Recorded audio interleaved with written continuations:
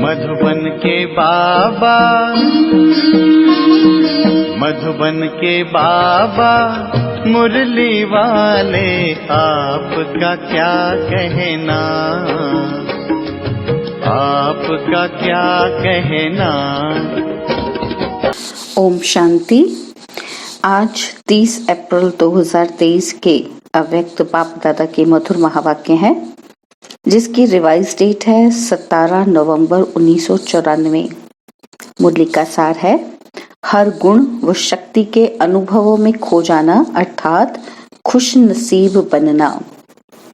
तो बहुत ही प्रेम और एकाग्रता से सुनते हैं आज अव्यक्त बाप दादा के मधुर महावाक्य। आज प्यार के सागर बाप दादा अपने प्यार स्वरूप बच्चों से मिलन मना रहे हैं। बाप का भी प्यार बच्चों से अति है और बच्चों का भी बाप से प्यार अति है। ये प्यार की डोर बच्चों को भी खींच कर लाती है और बाप को भी खींच कर लाती है। बच्चे जानते हैं कि ये परमात्मा प्यार कितना सुखदाई है। अगर एक सेकंड भी प्यार में खो जाते हो तो अनेक दुख भूल जाते हैं, सुख के झूले में झूलने लगते हो। ऐसा अनुभव है ना। बाप दादा देख रहे हैं कि दुनिया के हिसाब से आत्माएं कितनी साधारण हैं, लेकिन भाग्य कितना श्रेष्ठ है। जो सारे कल्प में चाहे कोई धर्मात्मा हो, महान आत्मा हो, लेकिन ऐसा श्रेष्ठ भाग्य ना तो किसी को प्राप्त है ना हो सकता है। तो अति साधारण और अति श्रेष्ठ भाग्यवान, साधारण भी हैं और भाग्यवान भी हैं। तो बाप दादा को साधारण आत्माएं ही पसंद हैं। क्यों? बाप स्वयं भी साधारण तन में आते हैं। कोई राजा के तन में या रानी के तन में नहीं आते, कोई धर्मात्मा महात्मा के तन में नहीं आते। साधारण तन में स्वयं भी आते हैं और बच्चे भी साधारण ही आते हैं। तो आज का करोड़पति भी साधारण है। साधारण बच्चों में भावना है और बाप को भावना चाहिए, देह भान वाले नहीं चाहिए। जितना बड़ा होगा उतनी भावना नहीं होगी, लेकिन भान होगा। तो बाप को भावना का फल देना है और भावना साधारण आत्माओं में होती है। नामी ग्रामी आत्माओं के पास न भावना है न समय है। तो बाप देख रहे हैं कि कितने साधारण और कितने श्रेष्ठ भावना का फल प्राप्त कर रहे हैं। इसलिए ड्रामा अनुसार संगम युग में साधारण बनना ये भी भाग्य की निशानी है, क्योंकि संगम पर ही भाग्य विधाता भाग्य की श्रेष्ठ लकीर खींच रहे हैं। और साथ साथ भाग्य की लकीर खींचने का कलम भी बच्चों को दे दिया है। कलम मिली है ना। भाग्य की लकीर खींचना आता है। कितनी लंबी लकीर खींची है, छोटी मोटी तो नहीं खींच ली। जितना चाहो उतना भाग्य बना सकते हो। खुली छुट्टी है और सभी को छुट्टी है ना, चाहे नए हो चाहे पुराने हो। सप्ताह का कोर्स किया, बाप को पहचाना और बाप भाग्य का कलम दे देता है। यही परमात्मा प्यार है। प्यार की निशानी क्या होती है? क्या होती है निशानी? तो बाबा कहते हैं जो जीवन में चाहिए, अगर कोई किसी को देता है तो वही प्यार की निशानी है। तो बाप के प्यार की निशानी है, जो जीवन में चाहिए वो सर्व कामनाएं पूर्ण कर देते हैं। सुख शांति तो चाहिए ना, है ना। अगर कोई वस्तु एक दो को देते हैं तो उससे सुख मिलता है ना। तो बाप सुख क्या देता, लेकिन सुख का भंडार आप सबको बना देते हैं। तो सुख का भंडार है ना, पूरा स्टॉक है या एक कमरा दो कमरा है? भंडार है। तो जैसे बाप सुख का सागर है, नदी और तालाब नहीं है, सागर है, तो बच्चों को भी सुख के भंडार का मालिक बना देता है। कोई सुख की कमी है क्या? कोई अप्राप्ति है?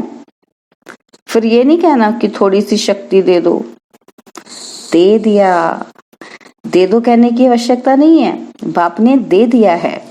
सिर्फ उसको कार्य में लगाने की विधि चाहिए, और विधि भी बाप द्वारा अनेक प्रकार की मिलती हैं। सिर्फ उसको समय प्रति समय कार्य में लगाते नहीं हो, इसलिए होते हुए भी उसका लाभ नहीं ले सकते। कितना बड़ा भाग्य है। और कितना सहज मिला है। कोई मेहनत की है क्या? एक टांग पर तो खड़ा नहीं होना पड़ा ना, या सेकंड के दर्शन के लिए क्यू में खड़े होते हो, ऐसे तो नहीं है ना। आराम से बैठे हो, नीचे भी फॉर्म पर बैठे हो, तो आराम से ही सहज श्रेष्ठ भाग्य बना रहे हो। ये नशा है ना। सभी नशे से कहेंगे कि भाग्य विधाता हमारा है। जब भाग्य विधाता आपका हो गया तो भाग्य किसको देगा? आपको ही देगा ना। तो भाग्य विधाता को अपना बनाया, अर्थात भाग्य के अधिकार को प्राप्त कर लिया। जिसको नशा है वो सदा यही अनुभव करते हैं कि भाग्य मेरा नहीं होगा तो किसका होगा, क्योंकि भाग्य विधाता ही मेरा है। इतना नशा है, ये कभी कभी चढ़ता है, कभी कभी उतरता है। पूछ रहे हैं बाबा। तो संगम का समय ही कितना छोटा सा है और आप मेजॉरिटी तो सब नए हो। कितना थोड़ा समय मिला है, लेकिन ड्रामा में विशेष इस संगम युग की विशेषता है। क्या विशेषता है? कि कोई भी नया हो या पुराना हो, नए को भी गोल्डन चांस है नंबर 1 लेने का, नंबर आगे लेने का चांस है। तो नयों में उमंग है, या समझते हो कि हमारे से आगे तो बहुत हैं, हम तो आए ही अभी हैं? नहीं, ये खुली छुट्टी है। जितना आगे बढ़ना चाहे उतना बढ़ सकते हैं, सिर्फ अभ्यास पर अटेंशन हो। कोई कोई पुराने अलबेले हो जाते हैं और आप नए अलबेले नहीं होना, तो आगे बढ़ जाएंगे, नंबर ले लेंगे। नंबर लेना है ना, फर्स्ट नंबर नहीं, फर्स्ट डिवीजन। फर्स्ट नंबर तो ब्रह्मा बाप निश्चित हो गए ना, लेकिन फर्स्ट डिवीजन में जितने चाहे उतने आ सकते हैं। तो सभी किस डिवीजन में आएंगे? सभी फर्स्ट में आएंगे, तो सेकंड में कौन आएगा? अच्छा, तो बाबा पूछे माताएं किस में आएंगी? फर्स्ट में आएंगी। बहुत अच्छा, सभी ने कहा हाँ बाबा हम फर्स्ट में आएंगे। तो बाबा कहते बहुत अच्छा, आना ही है। यह दृढ़ निश्चय भाग्य को निश्चित कर देता है। पता नहीं आएंगे नहीं आएंगे, पता नहीं आगे चलकर कोई माया ही आ जाए, है ना। माया बड़ी चतुर है। तो बाबा कहते हैं ऐसे व्यर्थ संकल्प कभी भी नहीं करना। जब सर्वशक्तिमान साथ है तो माया तो उसके आगे पेपर टाइगर है, इसलिए घबराना नहीं। पता नहीं का संकल्प कभी नहीं करना। मास्टर नॉलेजफुल बन हर कर्म करते चलो। साथ का अनुभव सदा ही सहज और सेफ रखता है। साथ भूल जाते हैं तो मुश्किल हो जाता है, लेकिन सभी का वायदा है कि साथ रहेंगे, साथ चलेंगे। यही वादा है ना कि अकेले रहेंगे, अकेले जाएंगे। तो साथ का अनुभव बढ़ाओ। जानते हो कि साथ हैं, मानते भी हो, लेकिन फर्क क्या पड़ता है? जानते भी हो, मानते भी हो, लेकिन समय पर उसी प्रमाण चलते नहीं हो। माया का फोर्स, ये जो कोर्स है ना, उसको भुला देता है। लेकिन क्या माया बहुत बलवान है? वह बलवान है या आप बलवान हो? या कभी माया बलवान, कभी आप बलवान? आपकी कमजोरी माया है और कुछ नहीं। क्या कमजोरी है? माया। पापा कहते हैं और कुछ नहीं है। आपकी कमजोरी माया बनकर सामने आती है। जैसे शरीर की कमजोरी बीमारी बनकर सामने आती है ना, तो ऐसे आत्मा की कमजोरी माया बनकर के सामना करती है। तो ना कमजोर बनना है, ना माया आनी है। लक्ष्य ही है, क्या है? माया जीत, जगत जीत। तो कितनी बार विजयी बने हो? अनगिनत बार। फिर भी घबरा जाते हो। कोई नई बात तो होती है ना, तो कहते हैं कि हाँ नई बात थी ना, मुझे पता नहीं था इसलिए घबरा गए। लेकिन एक तरफ कहते हो कि अनेक बार विजयी बने हो, तो फिर क्यों घबराते हो?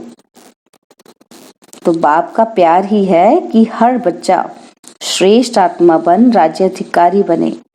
प्रजाधिकारी तो नहीं बनना है ना। तो राज्याधिकारी अर्थात हर कर्मेंद्रिय जीत।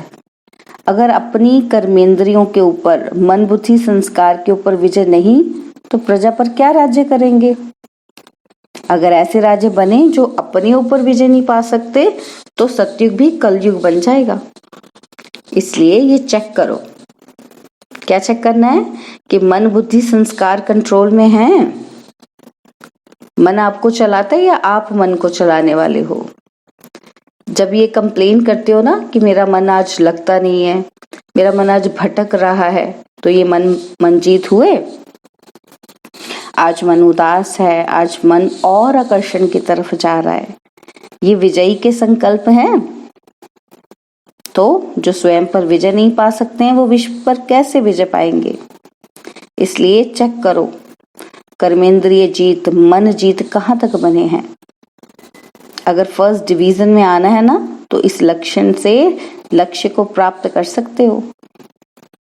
बाप दादा ने देखा कि बच्चे उमंग उत्साह में भी रहते हैं, ज्ञान की जीवन अच्छी भी लगती है, ज्ञान सुनना सुनाना इसमें भी अच्छे आगे बढ़ रहे हैं। लेकिन चलते चलते अगर कमजोरी आती है तो उसका कारण क्या है। तो बाबा कहते हैं विशेष कारण है कि जो कहते हो, जो सुनते हो, उस एक एक गुण का, शक्ति का, ज्ञान के पॉइंट्स का अनुभव कम है। मानो सारे दिन में स्वयं भी व दूसरों को भी कितनी बार कहते हो कि मैं आत्मा हूँ, आप आत्मा हो, शांत स्वरूप हो, सुख स्वरूप हो। कितनी बार स्वयं भी सोचते हो और दूसरों को भी कहते हो। लेकिन ध्यान से सुनना है, लेकिन चलते फिरते आत्मिक अनुभूति, ज्ञान स्वरूप, प्रेम स्वरूप, शांत स्वरूप की अनुभूति वो कम होती है। सुनना कहना ज्यादा है और अनुभूति कम है।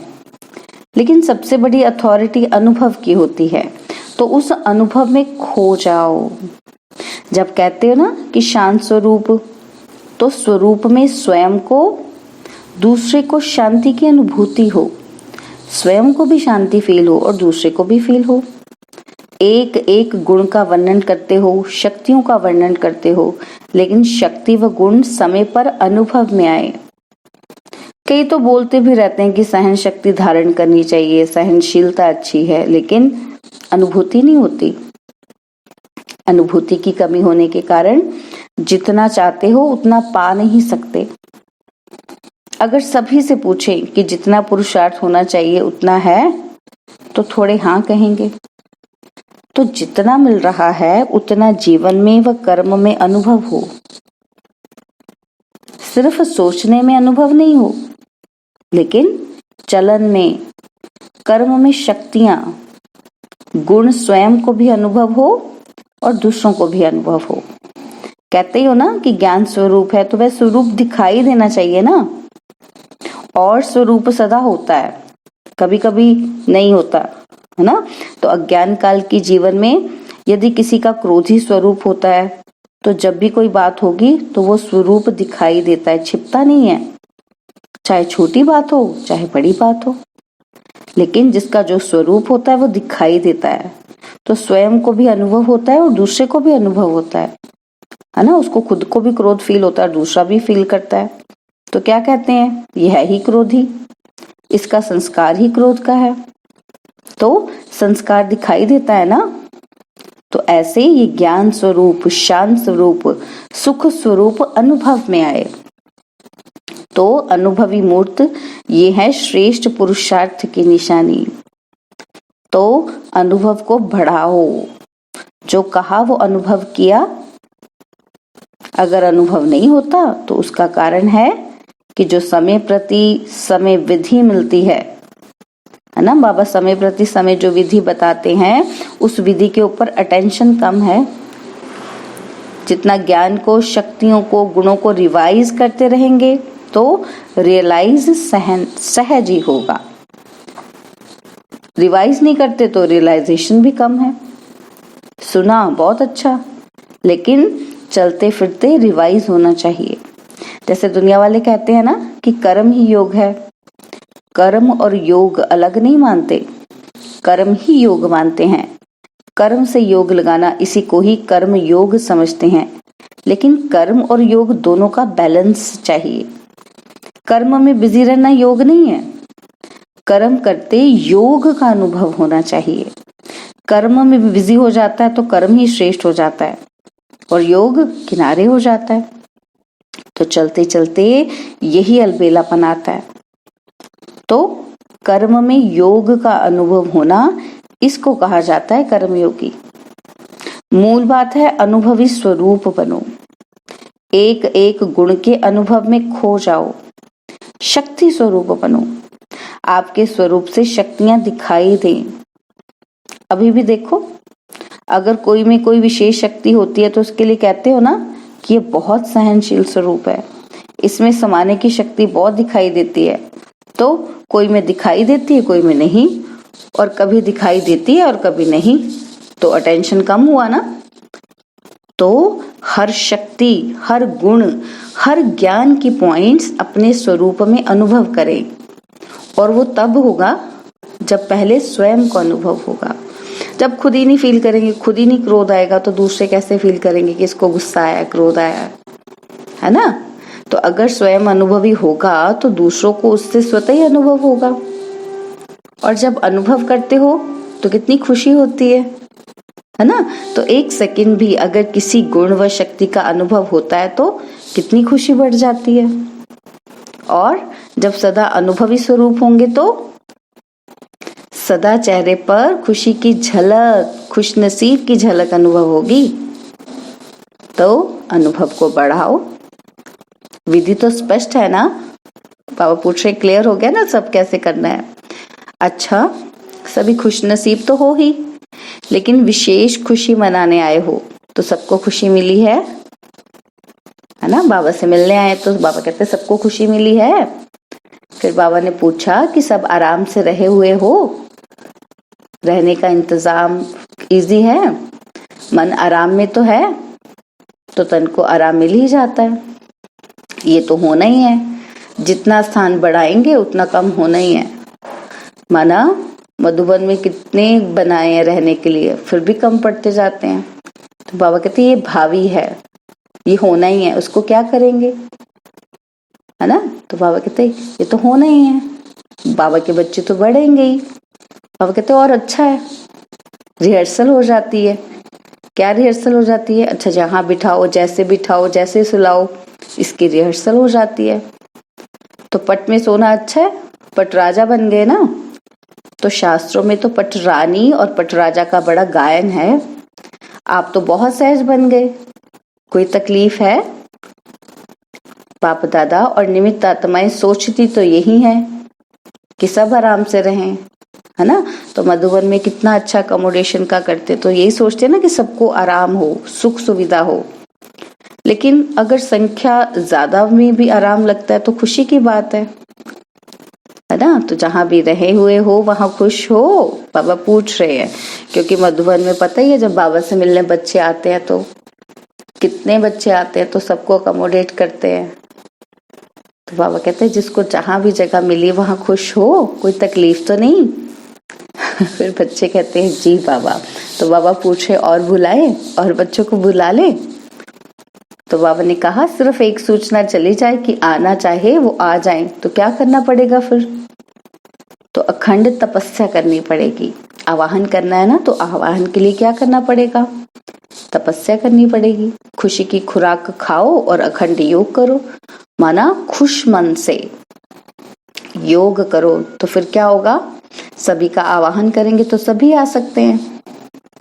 तो बाबा कहते हैं जो बच्चे रहे हुए हैं उनके लिए भी तो आवाहन करना है ना, कि वो भी बाप से मिल लें। तो बाबा पूछे कि करेंगे? थक तो नहीं जाएंगे? भूख तो नहीं लगेगी? बाबा कहते 7 दिन नहीं खाएंगे, 7 दिन खाना नहीं मिलेगा।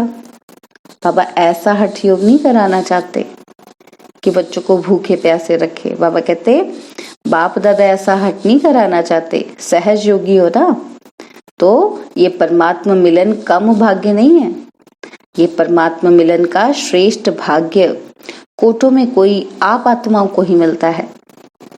अच्छा, मिल लिया ना। तो भक्ति में तो जड़ चित्र मिलता है, और यहाँ चैतन्य में बाप बच्चों से मिलते भी हैं, रूह रिहान भी करते हैं। तो ये कोई कम भाग्य है? फिर भी आप सब लकी हो, समय की गति बदलती जाती है। अभी फिर भी आराम से बैठकर सुन रहे हो, और आगे चलकर वृद्धि होगी तो बदलेगा ही ना। और बच्चे बढ़ेंगे तो सब कुछ बदलेगा, सिस्टम भी बदलेगा, है ना। फिर भी आप लकी हो क्योंकि टू लेट के टाइम पर नहीं आए हो, लेट के टाइम पर आए हो। तो सब खुश हो। अच्छा, चारों ओर के सर्वश्रेष्ठ भाग्य विदाता के भाग्यवान आत्माओं को सदा मन जीत जगत जीत के निश्चय और नशे में रहने वाले, सदा हर गुण शक्ति और ज्ञान के अनुभवी आत्माएं, सदा बाप को साथ रखने वाले कंबाइंड स्वरूप आत्माएं, सदा श्रेष्ठ भाग्य की लकीर को सहज श्रेष्ठ बनाने वाले ऐसे अति समीप और श्रेष्ठ आत्माओं को बाप दादा का याद प्यार और नमस्ते। हम रूहानी बच्चों की रूहानी बाप दादा जी को दिलवा जान सिकवा प्रेम से नमस्ते। ओम शांति। प्यारे बाबा, मीठे बाबा, मेरे बाबा, शुक्रिया बाबा, शुक्रिया बाबा, शुक्रिया बाबा। बाबा ने वरदान दिया, वाणी और मनसा दोनों से एक साथ सेवा करने वाले सहज सफलता मूर्त भव। वाणी और मनसा दोनों से एक साथ सेवा करने वाले सहज सफलता मूर्त भव। वाचा के साथ साथ संकल्प शक्ति द्वारा सेवा करना, यही पावरफुल अंतिम सेवा है। जब मनसा सेवा और वाणी की सेवा दोनों का कंबाइंड रूप होगा तब सहज सफलता होगी, इससे दुगनी रिजल्ट निकलेगी। वाणी की सेवा करने वाले तो थोड़े होते हैं, बाकी देख रेख करने वाले दूसरे कार्यों में जो रहते हैं उन्हें मनसा सेवा करनी चाहिए। इससे वायुमंडल योग युक्त बनता है। हर एक समझे मुझे सेवा करनी है तो वातावरण भी पावरफुल होगा और सेवा भी डबल हो जाएगी। स्लोगन है, सदा एक रस स्थिति के आसन पर विराजमान रहो तो अचल अडोल रहेंगे। सदा एक रस स्थिति के आसन पर विराजमान रहो तो अचल अडोल रहेंगे। ओम शांति। और अब यह एक बहुत अच्छी वीडियो भी जरूर देखें।